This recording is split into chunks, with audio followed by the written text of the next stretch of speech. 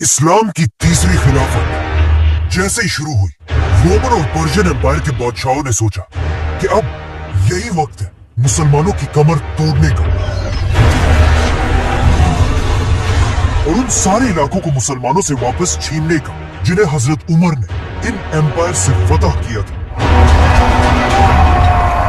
क्योंकि इन बादशाहों का ये ख्याल था कि मुसलमानों की ये खिलाफत सिर्फ हजरत उमर की ताकत से बनी थी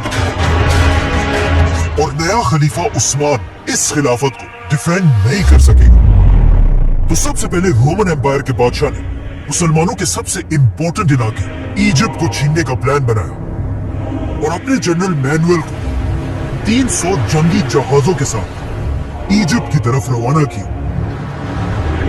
क्योंकि इजिप्ट दुनिया का सबसे रिच इलाका था और पिछले 600 साल से यहाँ का सारा गोल्ड और गंदम सीधा रोमन एम्पायर की कैपिटल की तरफ भेजा जाता था। लेकिन अब हजरत उमर की खिलाफत में इजिप्ट को फतह करने के बाद यहाँ का सारा माल रोमन एम्पायर के बजाय मुसलमानों की कैपिटल मदीना की तरफ जाने लगा और ये रोमन एम्पायर की इकोनॉमी के लिए एक बहुत बड़ा धचका था।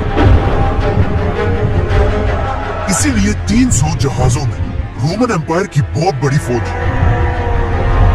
मुसलमानों की इजिप्ट की तरफ बहुत तेजी से बढ़ रही थी और इस फौज से लड़ना कोई आसान काम नहीं था। इसीलिए सारे मुसलमान इजिप्ट को फतह करने वाले सहाबी और जनरल अमर बिन आस की तरफ देखने लगे। लेकिन यहाँ पर एक बहुत बड़ा मसला था। मुसलमानों के जनरल अमर बिन आस को इस हमले से पहले ही उनकी पोजीशन से हटा दिया गया था। असल में इससे कुछ ही साल पहले अमर बिन आस रज़ियल्लाहु अन्हु ने हजरत उमर के दौर में पहली बार इजिप्ट फतह की, जिसे हम पूरा एक्सप्लेन कर चुके। इजिप्ट फतह करने के बाद खलीफा उमर रज़ियल्लाहु अन्हु ने अमर बिन आस को पूरे इजिप्ट का गवर्नर बनाया। लेकिन पहले दिन से खलीफा उमर को अपने इस गवर्नर अमर बिन आस रज़ियल्लाहु अन्हु से एक बहुत बड़ी शिकायत थी और वो शिकायत ये थी कि इजिप्ट दुनिया का सबसे रिच इलाका होने के बाद भी हजरत अमर बिन आस वहाँ से मदीना की तरफ बहुत कम टैक्स भेज रहे थे और हजरत उमर इस बात से बिल्कुल भी खुश नहीं थे। बट इस सब के बाद भी हजरत उमर ने अपनी खिलाफत के आखिरी दिन तक अमर बिन आस को उनकी पोजीशन से नहीं हटाया। लेकिन जैसे ही हजरत उस्मान की खिलाफत शुरू हुई, उनकी पर्सनालिटी हजरत उमर से बिल्कुल ऑपोजिट थी और बचपन से एक बहुत बड़ा बिजनेसमैन होने की वजह से हजरत उस्मान का सारा फोकस इस खिलाफत की इकोनॉमी पर था। क्योंकि हजरत उस्मान को पता था कि अब जंगों से ज्यादा इस खिलाफत की इकोनॉमी को स्टेबल करने की जरूरत है। इसीलिए खलीफा बनते ही हजरत उस्मान ने सबसे पहले इजिप्ट के गवर्नर अमर बिन आस को अपने पास बुलाया और उनसे पूछा कि आम क्या वजह है कि तुम इजिप्ट जैसे रिच इलाके से मदीना की तरफ इतना थोड़ा सा टैक्स भेज रहे हो। नाउ अमर बिन आस कोई आम इंसान नहीं था।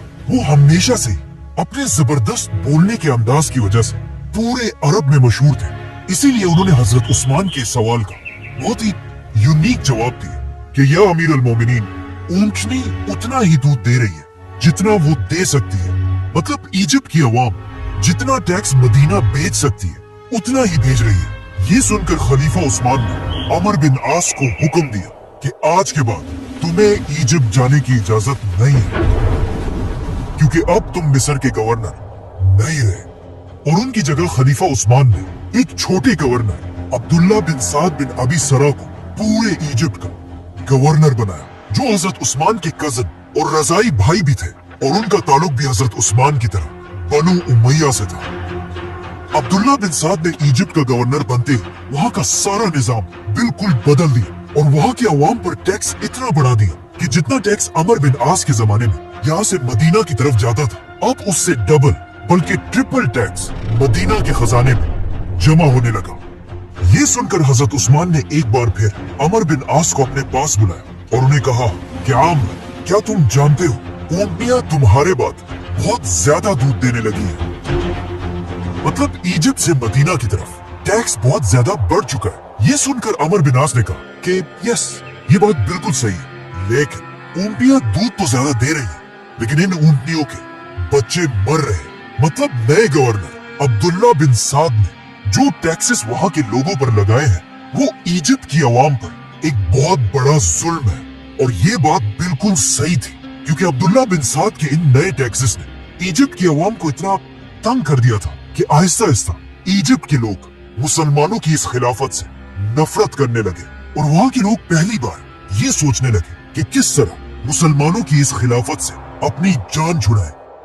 आखिर एक दिन इजिप्ट के सबसे बड़े शहर अलेक्जेंड्रिया के लोगों ने मिलकर एक बहुत ही सीक्रेट लेटर लिखा उस वक्त के सुपर पावर रोमन एम्पायर के बादशाह के नाम, जिसमें उन्होंने लिखा कि यही वक्त है मुसलमानों की इस खिलाफत पर हमला करने का। और जैसे ही आपकी फौजें मुसलमानों पर हमला करेगी, इजिप्ट की पूरी आवाम मुसलमानों के खिलाफ बगावत कर देगी। इसीलिए without wasting any time Roman empire के बादशाह ने 300 जंगी जहाज,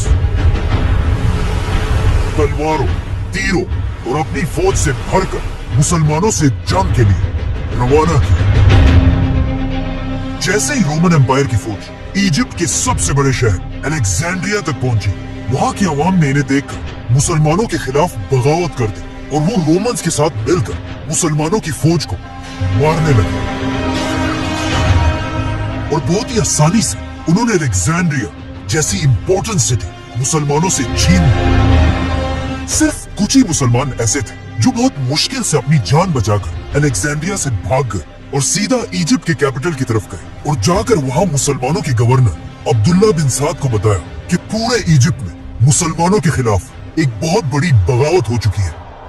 लेकिन अब मसला यह था कि अब्दुल्ला बिन साद एक बहुत ही नए गवर्नर थे और वो इससे पहले किसी भी बड़ी जंग के लीडर नहीं रहे थे। इसीलिए मुसलमानों को इस बात का डर था कि हमारे ये गवर्नर अब्दुल्ला बिन साद रोमन एम्पायर की इतनी बड़ी फौज से जंग नहीं जीत पाएंगे और इजिप्ट हमेशा के लिए मुसलमानों के हाथ से निकल जाएगा। इसीलिए इजिप्ट के मुसलमानों ने मिलकर खलीफा उस्मान रज़ियल्लाहु अन्हु की तरफ एक लेटर भेजा कि आप अब्दुल्ला बिन साद को हटाकर उनकी जगह दोबारा अमर बिन आस को इजिप्ट का गवर्नर बनाए, क्योंकि अमर बिन आस एक बहुत बड़े लीडर और जनरल थे। उन्होंने इससे पहले भी पूरे इजिप्ट को फतह किया था,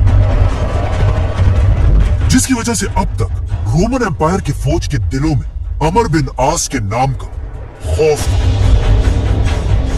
ये देखकर हजरत उस्मान ने बिल्कुल ऐसा ही किया और अमर बिन आस रज़ियल्लाहु अन्हु को दोबारा गवर्नर बनाकर 15,000 की फौज के साथ रोमन एम्पायर से लड़ने के लिए रवाना किया।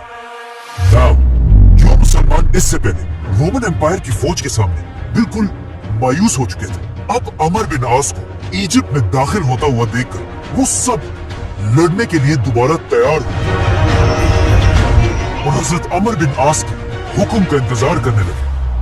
लेकिन जैसे ही अमर बिन आस मुसलमानों के कैपिटल पहुंचे, उन्होंने मुसलमानों को क्लियरली कहा कि हम जंग नहीं लड़ेंगे, क्योंकि उन्हें पता था कि इजिप्ट की आवाम ने सिर्फ और सिर्फ अब्दुल्ला बिन साद के सख्त टैक्सों की वजह से मुसलमानों के खिलाफ बगावत की है। इसके अलावा उन्हें मुसलमानों से कोई शिकायत नहीं है और यहाँ की आवाम बिल्कुल भूल चुकी है कि असल में रोमन एम्पायर कितनी जालिम एम्पायर है।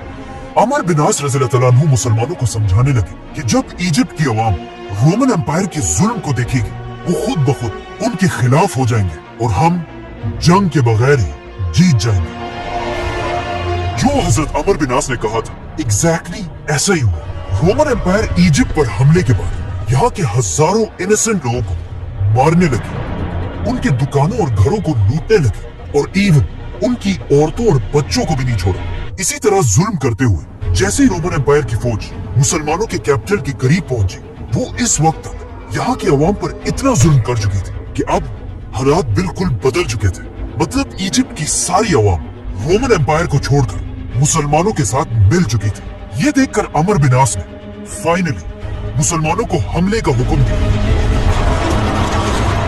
और आखिर एक बहुत खतरनाक जंग के बाद मुसलमान ये जंग जीत गए और रोमन एम्पायर की फौज हमेशा के लिए इजिप्ट को छोड़कर भाग गई।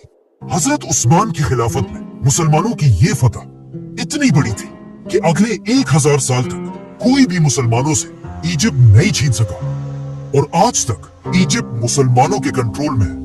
हजरत अमर बिन आस ने जंग जीतने के बाद वो सारा माल इजिप्ट के लोगों को वापस कर दिया जो उनसे लूटा गया था और अब उनका ये ख्याल था कि फाइनली हजरत उस्मान उन्हें इजिप्ट का गवर्नर बनाएंगे। लेकिन हजरत उस्मान ने ऐसा नहीं किया, बल्कि उन्हें एक ऑफर दी कि आज से तुम इजिप्ट के आर्मी चीफ हो गए और अब्दुल्ला बिन साद गवर्नर।